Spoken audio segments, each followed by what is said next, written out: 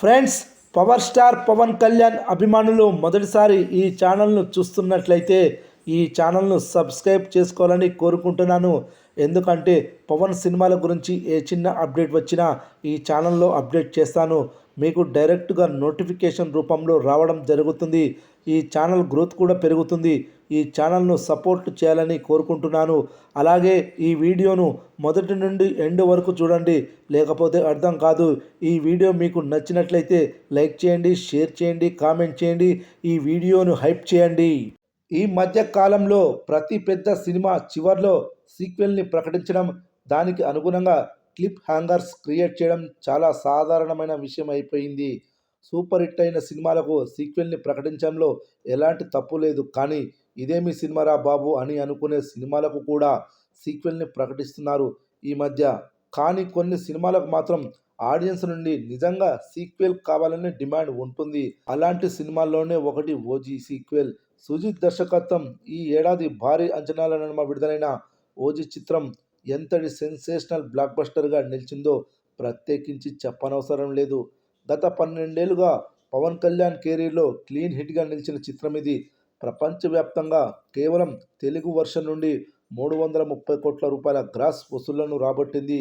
ఈ సినిమా క్లైమాక్స్లో Japan బ్యాక్డ్రాప్లో OG prequel ఉంటుందని డైరెక్టర్ సుజిత్ అధికారిక ప్రకటన చేశాడు.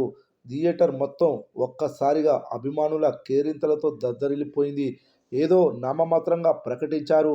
పవన్ కళ్యాణ్కి ఉన్నటువంటి బిజీ షెడ్యూల్లో ఓజీ ప్రీక్వెల్ అసాధ్యమని కొంతమంది అభిప్రాయపడ్డారు. కానీ నిజంగానే పవన్ కళ్యాణ్ ఈ సినిమా చేయడానికి సుజిత్కి గ్రీన్ సిగ్నల్ ఇచ్చాడట.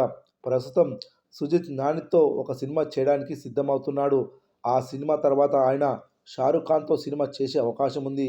ఈ 2 సినిమాలు పూర్తయ్యాక ఓజీ ప్రీక్వెల్ ఉండబోతుందట.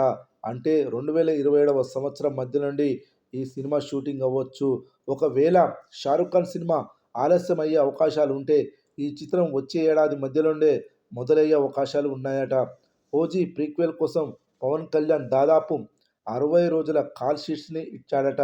ఈ ఓజీ ప్రీక్వెల్లో ఓజాస్ గంభీర చిన్నతనం నుండి ప్రకాష్ రాజ్తో కలిసి ముంబైకి రావడం, ఆ తర్వాత ఇంట్లో జరిగిన ఒక సమస్య కారణంగా ప్రకాష్ రాజ్కి దూరంగా ముంబై వదిలి 15 ఏళ్లుగా దూరంగా వెళ్ళడం, ఆ 15 ఏళ్లలో జపాన్కి మళ్ళీ తిరిగొచ్చిన ఓజాస్ గంభీర ఎలాంటి రక్తపాతం అక్కడ సృష్టించాడు, యాకుజా సామ్రాజ్యాన్ని మొత్తం ఎలా కూల్చివేశాడు, ఓజా గంభీర తండ్రి మరియు నేతాజీ సుభాష్ చంద్రబోస్కి మధ్య ఉన్న లింక్ ఏమిటి, ఇలాంటి అంశాలను చాలా ఆసక్తికరంగా రాసి పెట్టుకున్నాడు సుజిత్. చూడాలి మరి ఈ ప్రాజెక్ట్ ఎంత వరకు కార్యరూపం దాలుస్తుంది అనేది. పవర్ స్టార్ పవన్ కళ్యాణ్ నటించిన తాజా బ్లాక్ బస్టర్ ఓజీ గురించి ప్రత్యేకంగా చెప్పాల్సిన అవసరమే లేదు. ఈ సినిమా విడుదలైనప్పటి నుండి బాక్సాఫీస్ వద్ద అప్రతిహాతమైన కలెక్షన్లతో రికార్డులు తిరగరాస్తూ దూసుకుపోతుంది. సుధీర్ దర్శకత్వంలో తెరకెక్కిన ఈ చిత్రం పవన్ కళ్యాణ్ కెరీర్లోనే అత్యధిక వసూళ్లు సాధించిన సినిమాగా నిలిచింది. పవర్ స్టార్ ఫ్యాన్స్ ఆనందంతో మునిగి తేలుతుండగా ఇప్పుడు ఈ హిట్ మూవీ చుట్టూ ఊహించని వివాదం తలెత్తింది. ఇటీవల సోషల్ మీడియాలో ఈ సినిమాపై కాస్త కాంట్రవర్సీ మొదలైంది. దానికి కారణం ప్రముఖ కన్నడ నటుడు, దర్శకుడు ఆర్ చంద్రు చేసిన కామెంట్స్. ఆయన ఒక తాజా ఇంటర్వ్యూలో మాట్లాడుతూ పవన్ కళ్యాణ్ నటించిన ఓజీ సినిమా తన దర్శకత్వంలో రూపొందిన కబ్జా సినిమాకు కాపీగా ఉందని ఘాటు వ్యాఖ్యలు చేశాడు. ఆర్ చంద్రు మాట్లాడుతూ, నేను 2023లో రియల్ స్టార్ ఉపేంద్ర హీరోగా కబ్జా సినిమాను రూపొందించాను. ఆ సినిమా తీసిన విధానం, స్క్రీన్ ట్రీట్మెంట్, డైలాగ్స్ అన్నీ ఒకే ప్రత్యేకమైన స్టైల్లో ఉంటాయి. కానీ ఇప్పుడు చూసినప్పుడు ఓజీ సినిమాలో చాలా సీన్స్, విజువల్ ప్రజెంటేషన్, డైలాగ్స్ నా సినిమాను పోలిన విధంగానే కనిపిస్తున్నాయి. మీరు 2 సినిమాలను ఒకసారి చూసి తేడా ఉందో మీరే చెప్పండి అంటూ ఆయన ఘాటుగా స్పందించారు. ఈ కామెంట్స్ సోషల్ మీడియాలో మంటలు రేపుతున్నాయి. అయితే పవన్ కళ్యాణ్ అభిమానులు మాత్రం ఈ వ్యాఖ్యలను పూర్తిగా తిరస్కరించారు. ఓజీ సినిమాకి కబ్జా సినిమాకి ఎక్కడా పొంతన లేదు.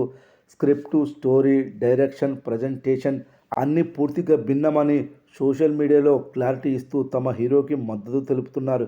ఇక మరోవైపు కొంతమంది నెటిజన్లు కావాలనే పవన్ కళ్యాణ్ని టార్గెట్ చేస్తూ సినిమాని నెగిటివ్గా చూపించే ప్రయత్నం చేస్తున్నారని ఫ్యాన్స్ ఆరోపిస్తున్నారు.